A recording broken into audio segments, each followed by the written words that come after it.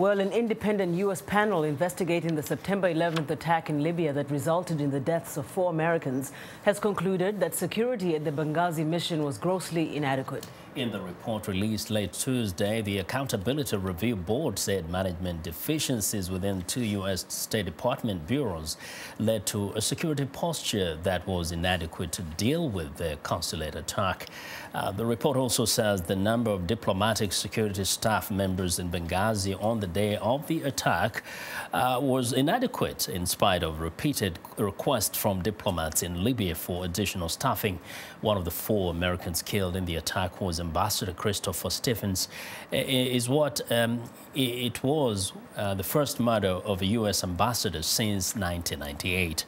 The board made a number of recommendations, including developing minimum security standards for temporary facilities in high-risk areas.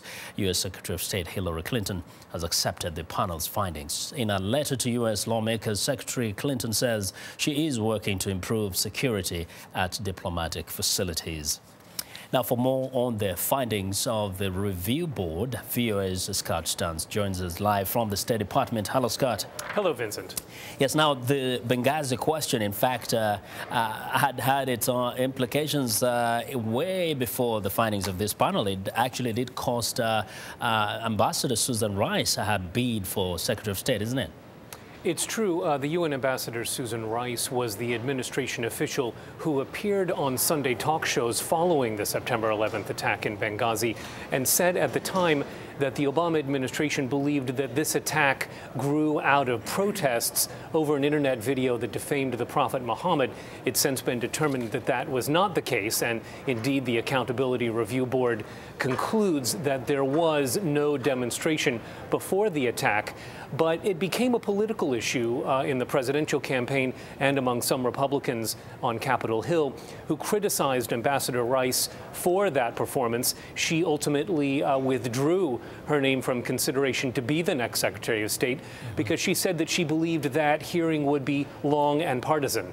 Yes. Now, as you just mentioned, the Republicans had all along, actually, since the campaign days, been blaming the Obama administration for what for lack of adequate security in Benghazi. According to this report, does it apportion blame specifically to the Obama administration, or is it seen as a systemic problem, which could have been, the case even if it was a different president in power?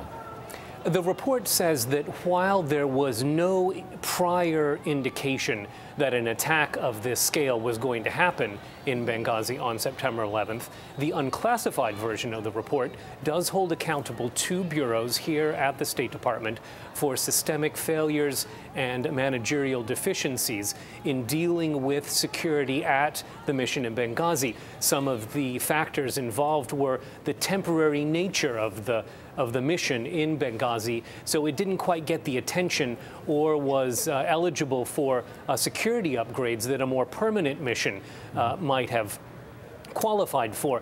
Also the temporary nature of the staffing in Benghazi. You had people rotating in and out, sometimes on TDY's temporary duties of as short as 10 days. It also concluded that the lack of local staff, which often provides some continuity in situations like that, was a weakness. Very quickly, Scott, Libya was supposed to be Obama's great story. Might it end up being the black spot in his record? It depends on what goes on from now. Obviously, there's been some difficulties in establishing an accountable government in Libya, but the Obama administration is certainly going to try to continue to move both with the IMF and the World Bank to keep that new government going. Well, Scott, thanks a lot. My pleasure. Scott Stearns reporting live from the State Department.